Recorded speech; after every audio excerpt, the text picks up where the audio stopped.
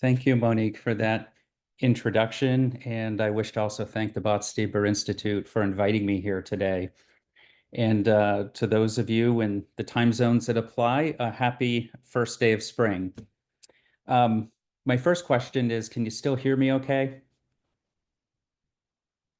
Yeah, we hear you.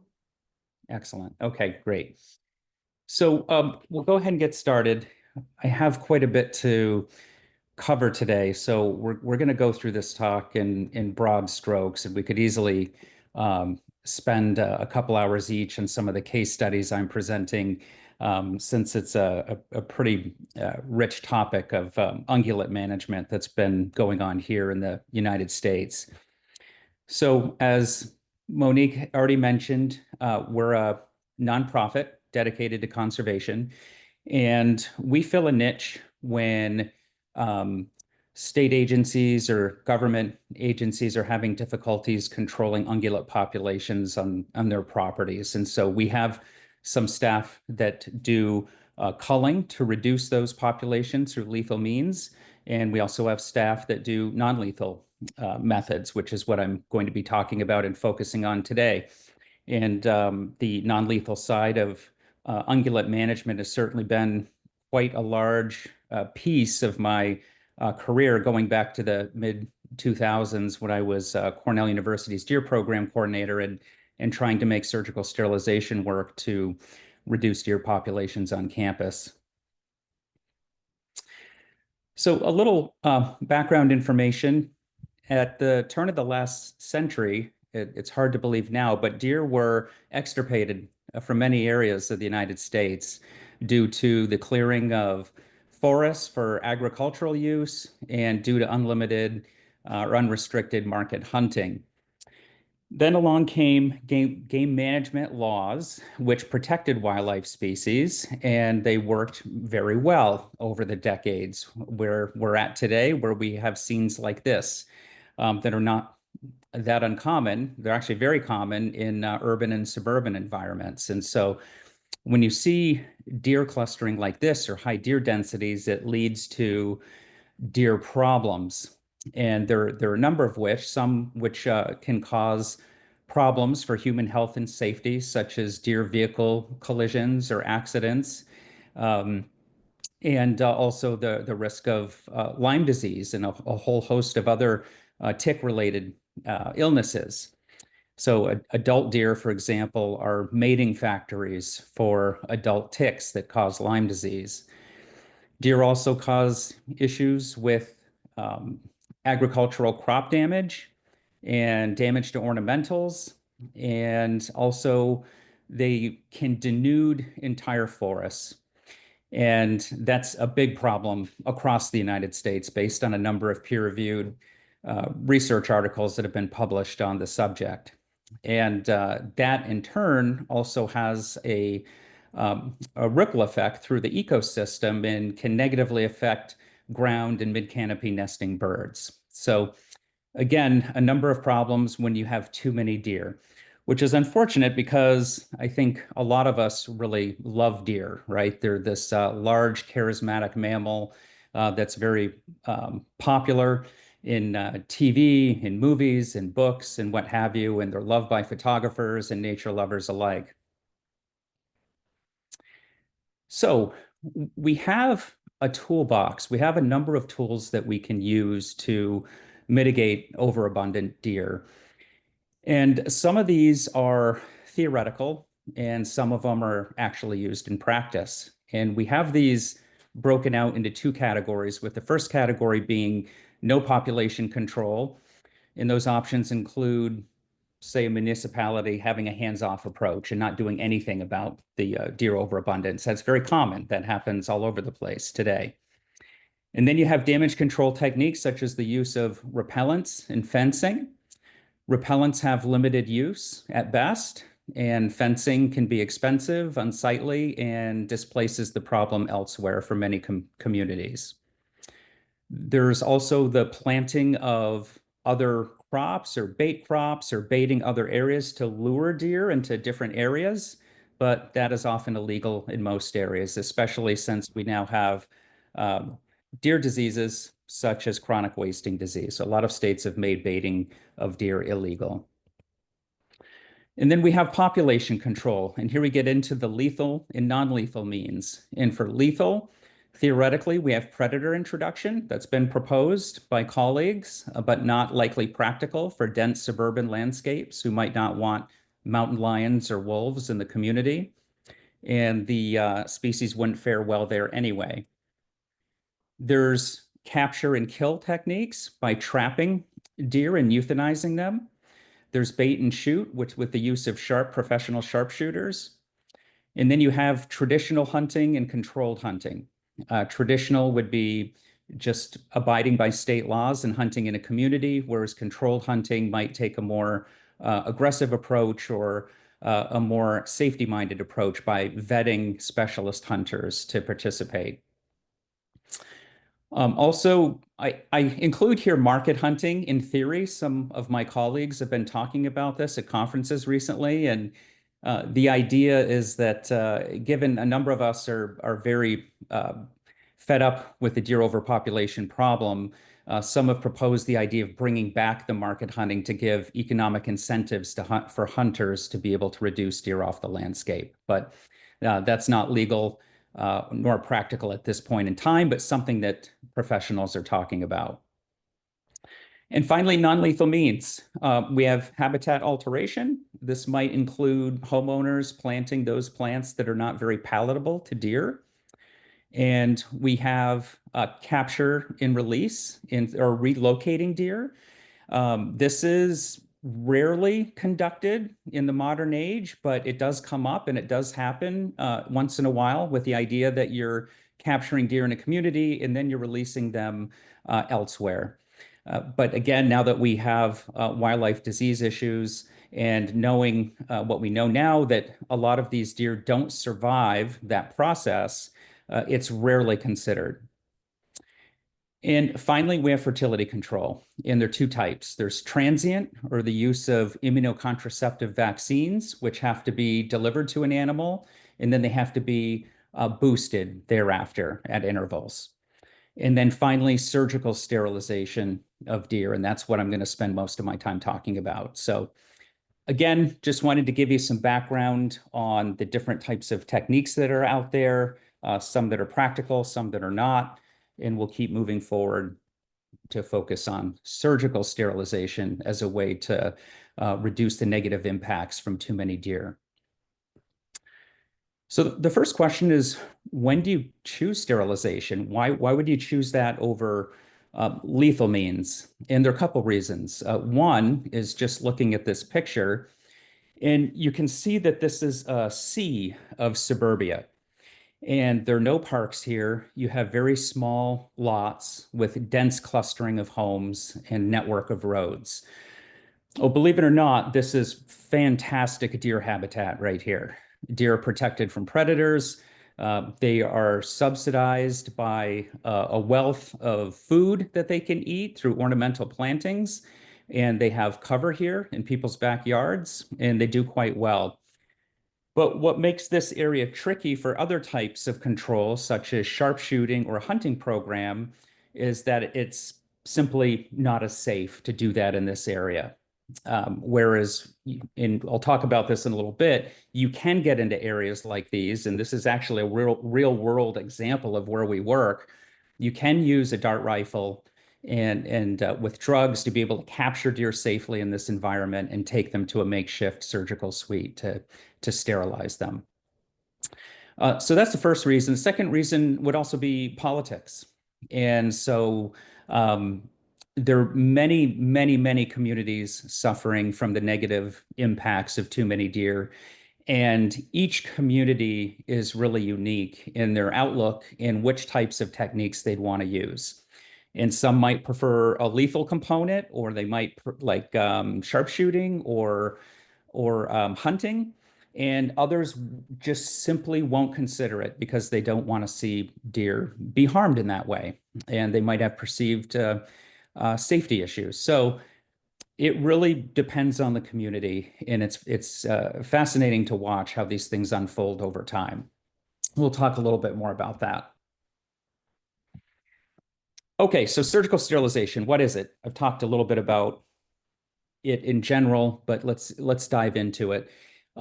First of all, for decades, or since the early 2000s, surgical sterilization was mostly experimental. It was unclear as to whether or not it would work, and so in some suburban communities, there were a number of studies to see if this was possible. And even today, it's considered experimental, and that really depends on individual state agencies who are on board to have it as a management technique versus having to do the work under a research permit. And I'll talk a little bit more about that coming up. So what we know is that surgical sterilization, it does work. It is a proven sterilization surgery that will render an animal sterile, so they can't reproduce, and you'll start seeing a reduction of fawns in the on the landscape. So we know that the surgery works, and the idea is, will it work in a population scale? And the answer to that is yes. And there were early theoretical studies that looked at this. And in practice, we know that yes, we can reduce deer populations through this technique in practice. And we'll talk about that as well.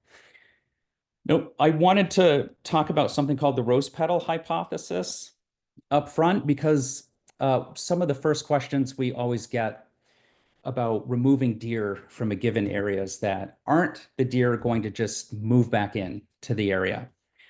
And the answer to that question is yes, but over a longer period of time.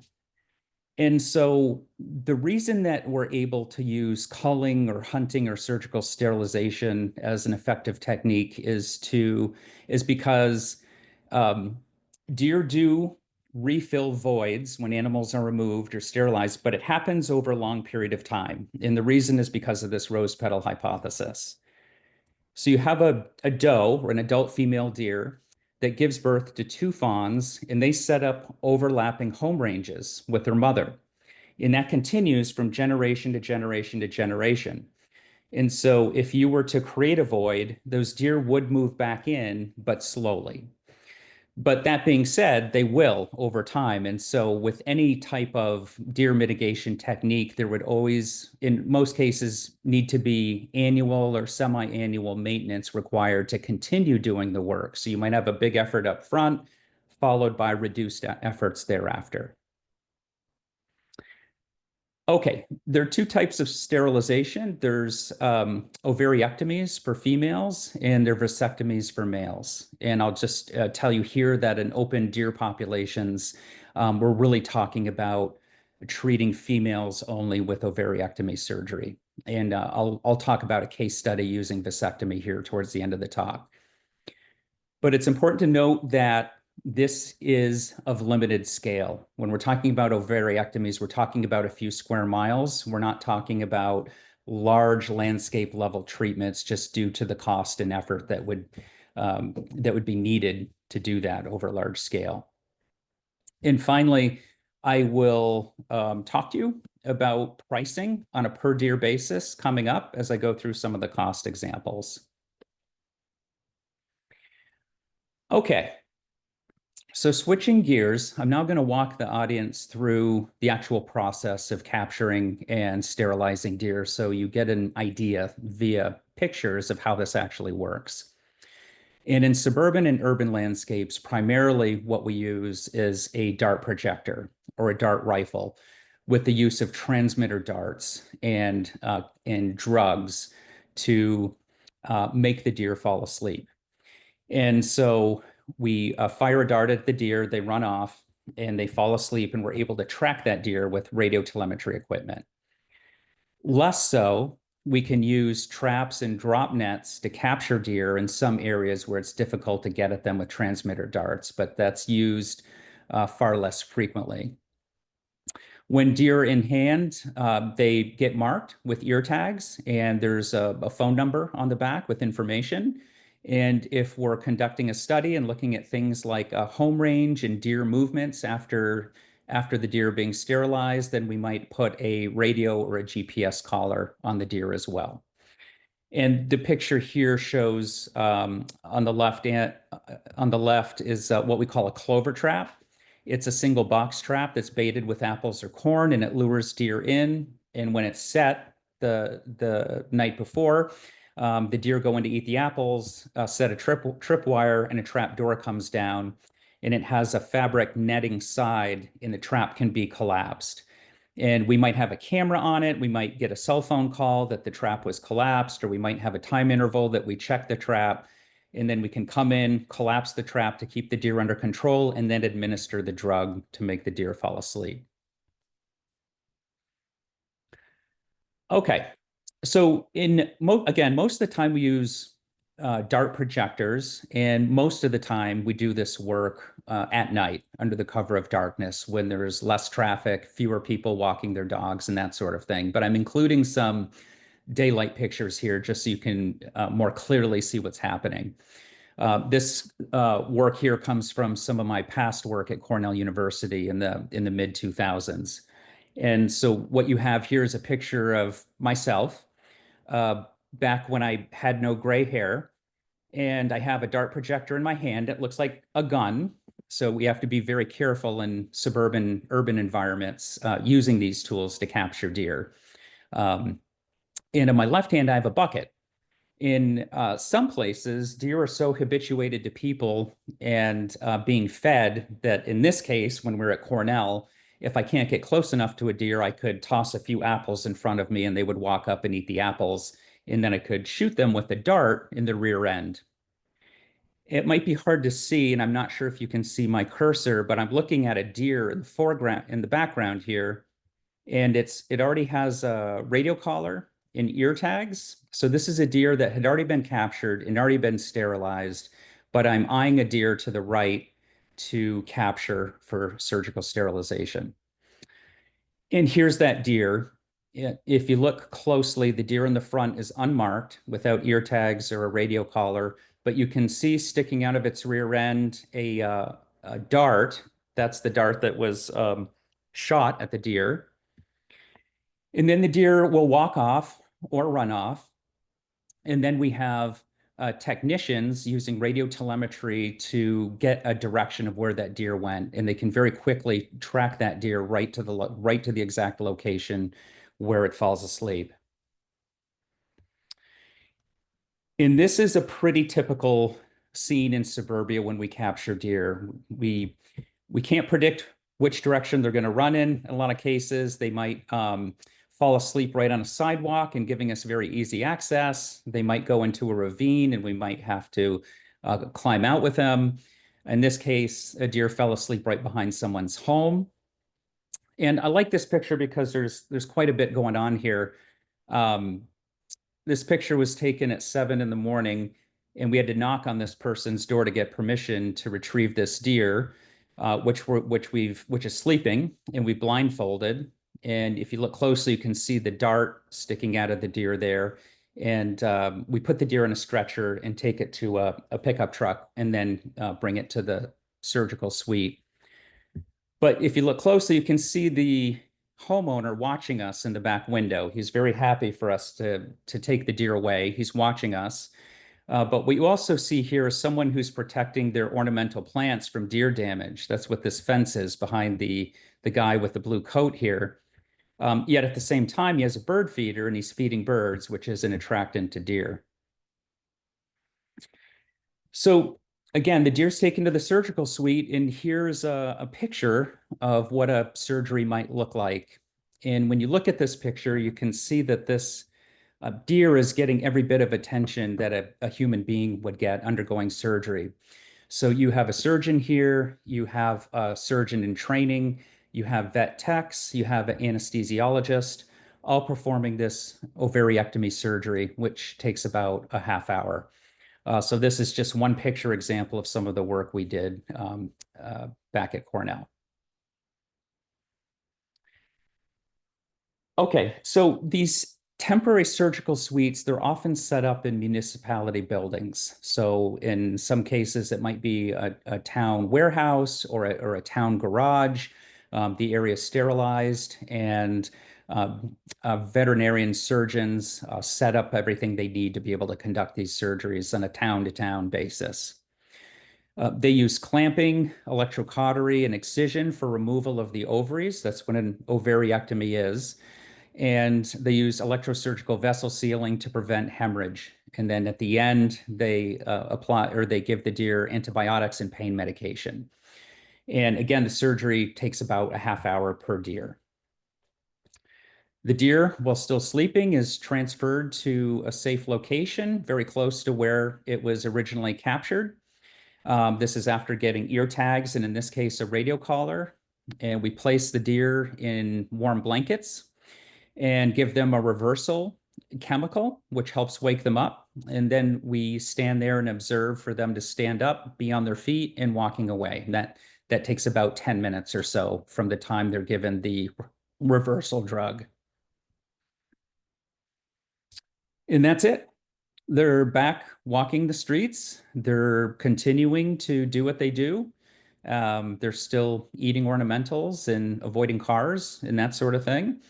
And the idea with surgical sterilization is that over time, the deer die from natural attrition. By natural, I mean natural causes, or maybe through typical deer vehicle collisions that you have in urban areas or what have you. Okay. Sorry, folks. Let me log back in here. I just lost my screen. Hopefully you can still see this.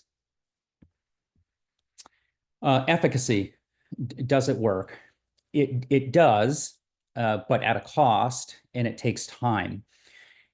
And so the most recent study that came out is by DiNicola and DiNicola from 2021. They published in a peer-reviewed article in the Wildlife Society Bulletin, taking a look at previous ovariectomy surgery treatments that had been conducted on deer populations in California, Maryland, Michigan, New York, Ohio, and Virginia. And the bottom line when looking at those studies is that they found on average a 45% reduction in the population overall 4 years after the first treatments were administered. Okay, so almost half on average. But it ranged from 29% to 56%. So each area is different depending on the number of deer we start out with and other factors. With the cost on average was $927 to almost $1,600 per deer. So again, not cheap, and really a technique perhaps more geared towards those communities, those municipalities that would be able to afford this, that are, wanting to go with this non-lethal technique. By comparison, lethal control, such as a sharpshooting program, is about half of this cost, about per deer, just to give you an idea of the comparison. And that's, only in those areas where you can use sharpshooting safely and effectively. So how do we find out what the percent reduction is? That's often done through a camera deer population study. And so cameras are set out next to bait piles, and often our deer are tagged, and it's what's called a mark recapture study. And from that, we can get an estimate of the deer population. So this picture shows an example of that. The deer is ear tagged. I can't quite make it out, but maybe it's number 227. And that number is not only in the ear tag, but in this case, it has a radio collar, and that number is on the radio collar as well.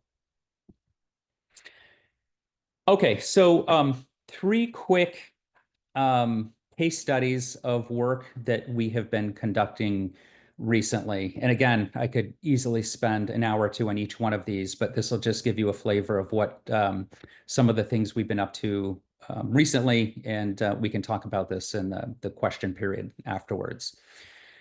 So the first one here is a project in South Euclid, Ohio, which is almost 5 square miles. This is a combination program where we're using surgical sterilization, and we're working with the municipality and alongside USDA's Wildlife Services Program And the wildlife services folks are using culling in those areas where they can. So prior to us starting this project back in 2021, we Wildlife Services had been in here sharpshooting, but you can see based on the density of homes, especially to the south and areas to the west, it's just very dense and there are limited opportunities there. So this was an opportunity for us to conduct surgical sterilization in those areas. And what ended up happening over the years is that now we do surgical sterilization over all of South Euclid. So the first 3 years of this project was research based. So we'd need a research permit to conduct this work. And we found a 37% reduction with these combined methods of both the sharpshooting and the surgical sterilization. Overall, we sterilized 159 female deer. Now it's a management program that makes things a bit more streamlined. And now the management is more in the municipality's hands. And the number of sterilizations that the state wildlife department issues them depends on public safety or the number of dead deer or deer vehicle accidents occur. In addition to the municipality touching base with their constituency, the public, on their attitudes towards deer and potential deer damage. Are deer a problem? Are they causing damage on your property? That sort of thing. And so the community works closely together to ascertain whether or not there should be surgical sterilization moving forward. And if so, how many deer would that look like? And so those decisions are now made annually. The next management program took place for the first time this past October in Tega Cay, South Carolina. This is about 3 square miles, and this is a dense suburban landscape with limited sharpshooting opportunities. This is a program supported by the community there at Tega Cay and South Carolina Department of Natural Resources. And they issued a permit to conduct the work. And so again, it's similar to South Euclid. It's a combined surgical sterilization and sharpshooting program. And in year one, again in October, our organization, White Buffalo, went in and we captured and sterilized 201 female deer in 2 weeks, which set a new record with the number of animals treated for any project that we have done so far. The cost per sterilized deer for this particular program was about just over $1,300 per deer. Okay, and finally, sorry. Sometimes my finger goes wild here and I take my cursor and I put it to the lower right-hand corner and it turns my screen off. So I should be back with you. I did want to talk about vasectomies for treating male deer. Okay, so male deer sterilization using vasectomies. It had really not been done before. There was a very small research program that looked at the technique using chemical methods to sterilize male deer, but this is something that we had proposed and embarked on 9 years ago for Staten Island. The problem here in New York City is that hunting and firearms are prohibited. And so that left us with non-lethal techniques or surgical sterilization. But in this case, it's a large landmass and it just wouldn't have been feasible. And the cost would have been insanely high to be able to treat 60 square miles with ovariectomy surgery on females, especially given the population estimates that we had at the time. And so the idea is that vasectomy was proposed because we felt we could get all of the male deer, given it's an island ecosystem. And because it's an island ecosystem, there are very few, in theory, deer immigrating or moving into Staten Island or emigrating or leaving Staten Island. And so if we have more or less a fixed population And if we had access to the male deer, then we could try vasectomy, which is a much simpler and quicker surgery, and a surgery that can be done right in the field, right where the male deer drops. It's a 5-minute surgery. It can be done safely and cleanly in the field. The deer gets processed and then reversed out of the drug, and then they're on their way. And so that's what we've been doing. And we've done over 2,300 surgeries. And what we found there is by year 8, we saw a 45% population reduction. So if you remember that number 45%, it's the same as the ovariectomy studies that we saw on average. So this basically doubled the time. So 4 years for ovariectomy surgery to 8 years for the vasectomy surgery.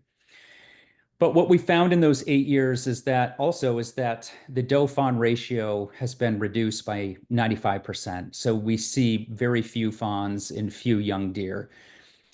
We've also found that some deer will swim over and likewise swim away from or outside of Staten Island to New Jersey, but those numbers are relatively few. And then we've been talking a lot about population numbers, but it's important to look at the impacts of deer. And those impacts are the objective of each municipality. One municipality might be interested in just reducing their deer vehicle collisions by 50%. Another municipality might be interested in saving their parkland forests from deer overbrowsing.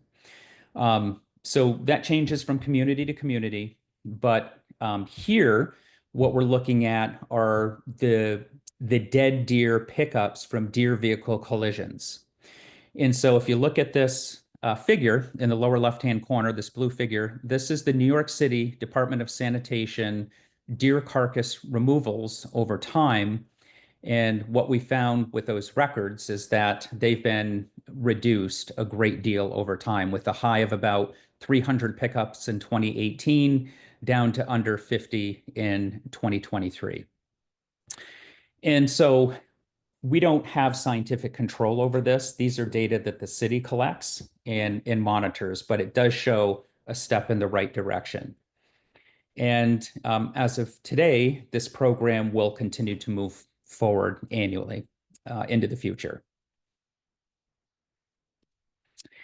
Okay, and I'd like to finish up now before questions with one more slide and just talking about some of the sterilization impediments, because this is certainly, besides cost, something that can't be done in some locations, and there are a number of reasons for that. The first is laws or ordinances, and that can be very tricky. There's some old laws on the books in municipalities that protect their town or city from hunting. So they might have do not discharge a firearm or a bow, or they might have some other obscure language that would prevent any shooting whatsoever, or have a safe distance. And that could be 500 feet, could be 450 feet, it could be 150 feet. And those are the sorts of things we have to work around unless that particular municipality can make an ordinance change to make surgical sterilization happen. And I've seen a number of laws, and some are strange. And one example, one ordinance in one city had an ordinance that read something like, it's illegal to shoot any type of missile near a road. And that was about it.